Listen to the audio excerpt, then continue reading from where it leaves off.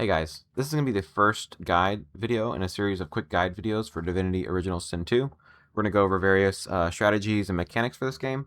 I thought it was a good time to start doing these considering Divinity was relatively recently announced and there's lots of players coming to play this game for the first time. It looks like the player count has almost doubled in the recent months. So the first mechanic we're going to go over is round robin, which is what we generally in this community for this game call the turn order mechanic.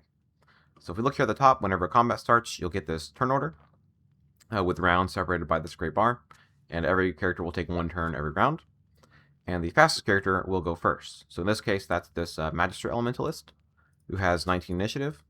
You can get initiative on your characters by either getting plus initiative from gear or plus wits from gear, or by putting points in wits.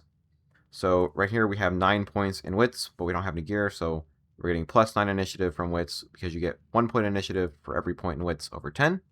And you have a base initiative of 10, so generally your wits will equal whatever your initiative is unless you happen to have plus initiative directly from gear. So this character is the fastest in this combat, and they have 19 initiative. So you would think the Alchemist here, who's going second, would have the next highest initiative, but that's not actually true. If we check here, they have 11 initiative, but the person who's going third, our second character, has 19. So why is that? Well, the game forces turns to alternate between teams. So the fastest character on team 1 will go first, then the fastest character on the other team will go next, and then the second fastest character on team 1 will go next, and so on and so forth. So we'll always alternate teams. Doesn't matter if your entire party has a million initiative, one character will go first, and it will always alternate after that.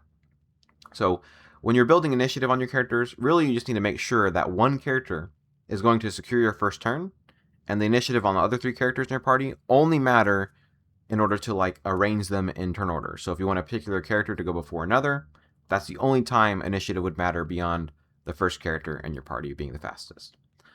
So this mechanic is by far the most powerful one to exploit.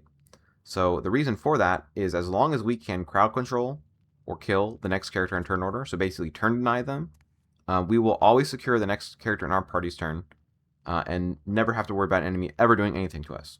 So let's go ahead and just do a quick little demonstration. So Alchemist is next. So with my character here who's going first, I'm going to make sure I crowd control them. So we're going to use probably the worst school of magic here, which is Hydro, which happens to have stuns. So we're going to do Wet plus Chilled from Winter Blast here. Get some Frozen off here, which is hard CC. So when they'll take their turn and nothing will happen on their turn, and they'll just skip it, and they'll lose this debuff. So we'll just end our turn. They lose Frozen, but they miss their turn. And we'll do the same thing here with the second character. We're going to look at the next character in turn order. You can actually click on their portrait to cast stuff if you want. We'll stun them. They're frozen. End their turn again. They skip their turn. And then, of course, Warfare skills are very good for stuns. Go hit the next guy. This Battle Mage is next. And we'll knock him down.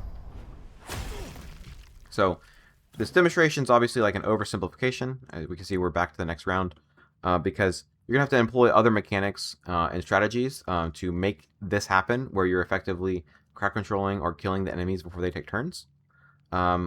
Mechanics such as AP economy, how damage multiplication works, properly gearing your characters, pre-positioning, all kinds of things will help you make this happen, because lots of enemies are going to have lots of armor, and you're probably, if you're new to this game, looking at your characters and wondering how the heck you're supposed to break armor and knock enemies down with 4 AP every turn. So there's many other strategies that will make this much easier, but by and large, this is the most effective thing to exploit in order to ensure you're successful in this game. So anyways, that's round robin. If you have any questions about the mechanic or anything I said in this video or anything else, just leave a comment and I'd be happy to answer. And I'll see you guys in the next guide video.